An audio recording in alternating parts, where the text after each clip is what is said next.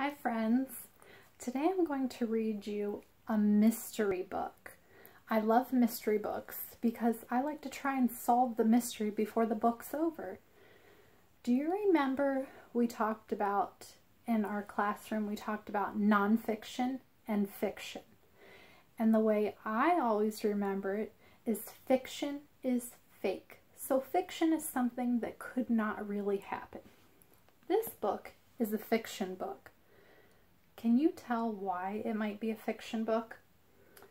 This book has Donald Duck on the front of it. Donald Duck usually talks in his cartoons and movies, and we can understand what he's saying. But that can't really happen. Ducks don't really talk so that we can understand them. So that's how you can tell this is a fiction book. If it was nonfiction, it would probably have pictures of ducks in it, but the ducks wouldn't talk. And do you notice something else about Donald? He's wearing clothes.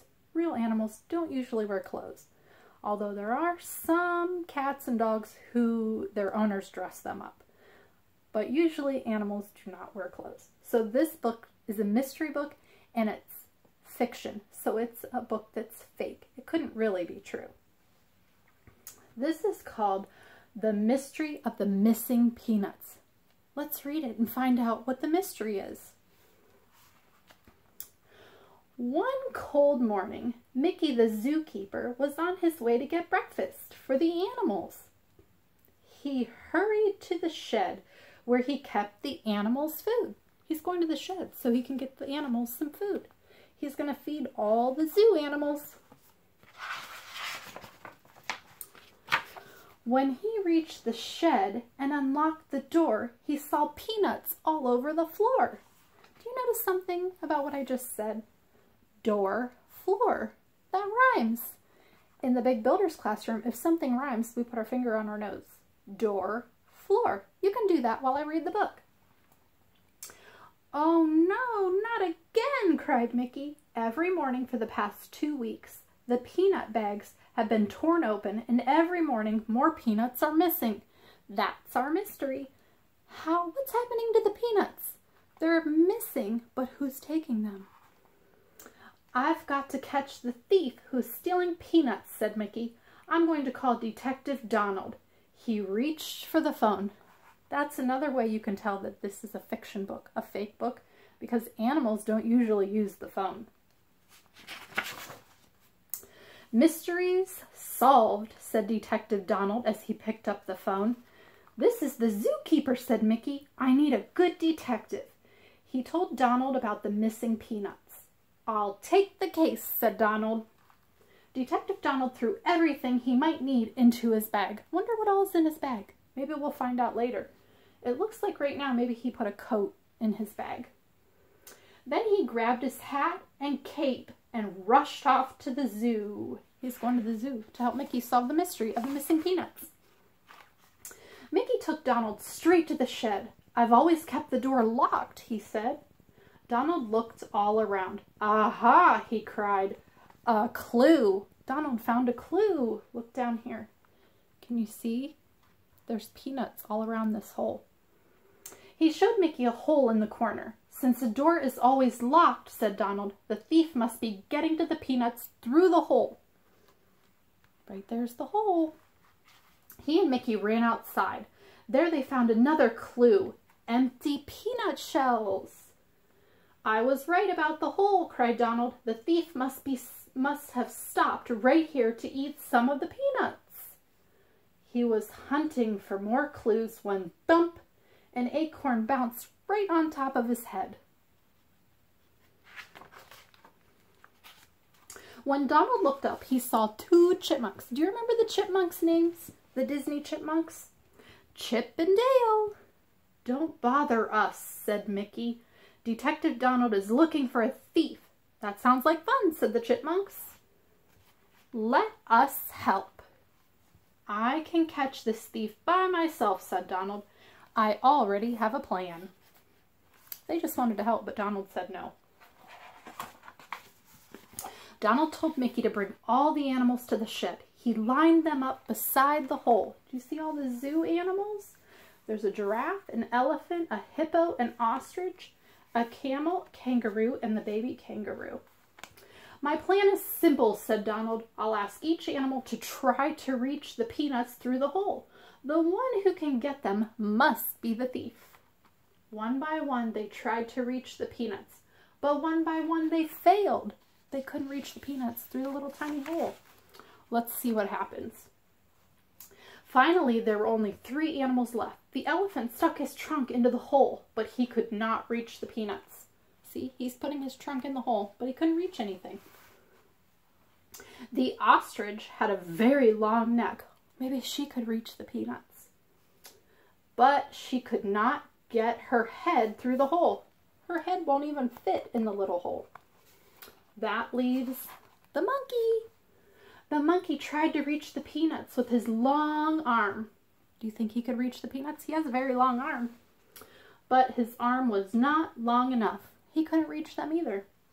This is strange, said Donald. Not one of the animals was able to reach the peanuts. Not one animal could reach the peanuts, so who could be taking the peanuts? Have you solved the mystery yet? Just then Chip and Dale jumped onto the roof of the shed. I thought I told you to stay away, said Mickey. We only want to help, said the chipmunks, but Detective Donald did not need any help. He already had another plan. Look, now we're going to find out what was in his bag. Donald went inside the shed and unpacked his bag. He took out a bell, a roll of string, a hammer, some nails, and a can of paint. That's a lot of stuff. Wonder what he's going to do with that. He hammered the nails into the wall. See all the nails hammered into the wall? Little tiny nails. And wound the string around them. He tied one end of the string to the bell. He tied the other end around the bag of peanuts. He took the string and one end is tied to the bell. The other end is tied to the bag of peanuts. This is Donald's plan. That peanut thief will never get past my trap, said Donald. He made a trap for the thief. When the trap was set, he went outside and poured blue paint in front of the hole. Why did he put paint in front of the hole? That's kind of silly. Then he climbed into his sleeping bag. I'll sleep here tonight, said Donald, so I'll be sure to catch the thief. He's going to sleep outside. It's kind of like camping. I love to camp. That night, the thief came to the shed. He crept up to the hole. Quietly, he sneaked inside. Can you see the eyes inside the hole? Suddenly, clang, clang, clang! The bell crashed to the floor. The thief had tripped over the string and rushed through the hole. The crash woke up Donald. Stop where you are, he shouted. I have you now. He grabbed his bag and ran after the thief. The bell woke Donald up. The detective was too late. The thief was gone. Oh no. But he had left another clue. Now we're going to see why Donald put the paint out. There were footprints in the blue paint. Can you see the footprints? Those are some strange looking footprints.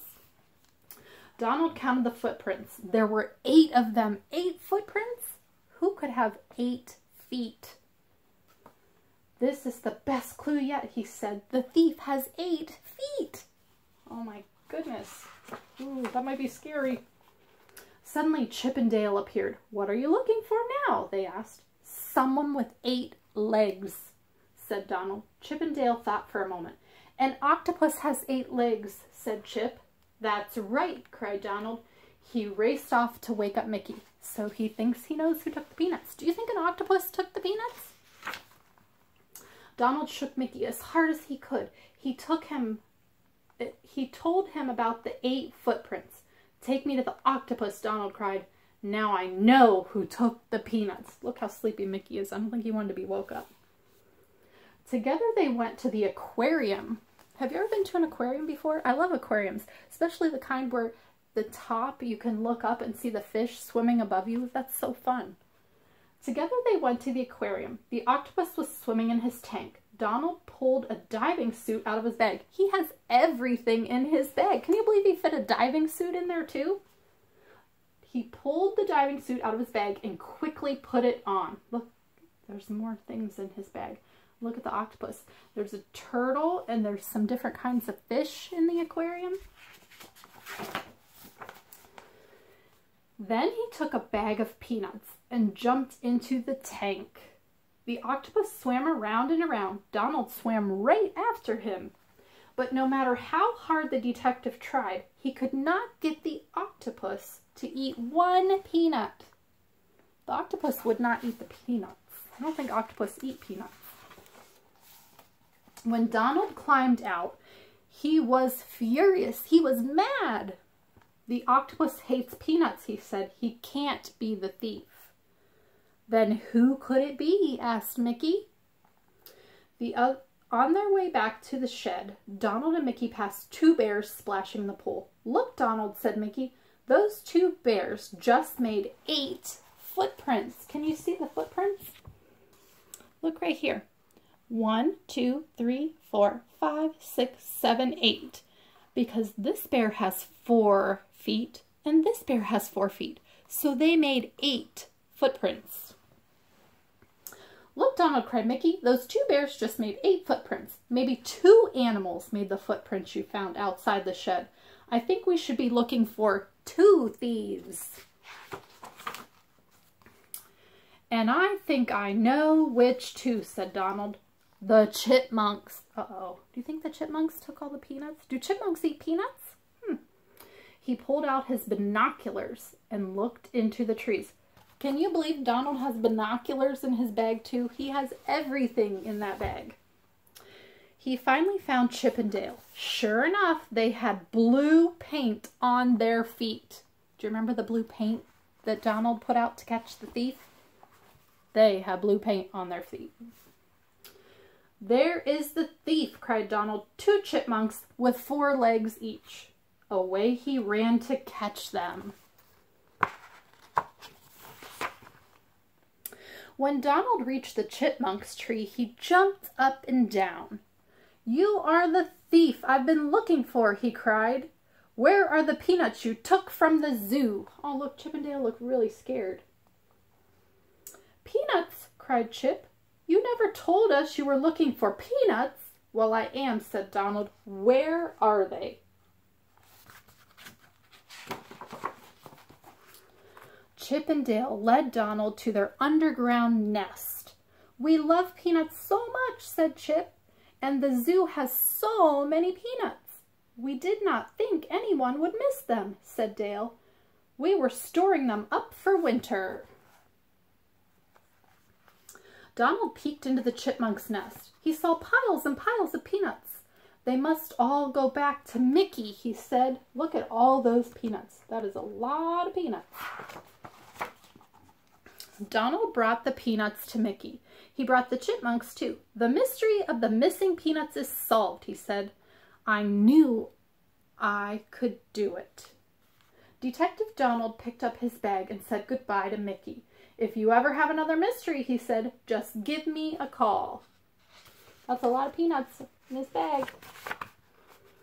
After Donald had left, Mickey turned to Chip and Dale. You can have peanuts to eat if you like them so much, said Mickey, but from now on you'll have to work for them. Mickey gave Chip and Dale a job at the zoo. Every day they swept up the peanut shells that people threw on the ground. It was hard work, but it was worth it. When they were finished, Mickey always gave them all the peanuts they could eat. See, they're working. They're sweeping. And that is the end. You see Detective Donald?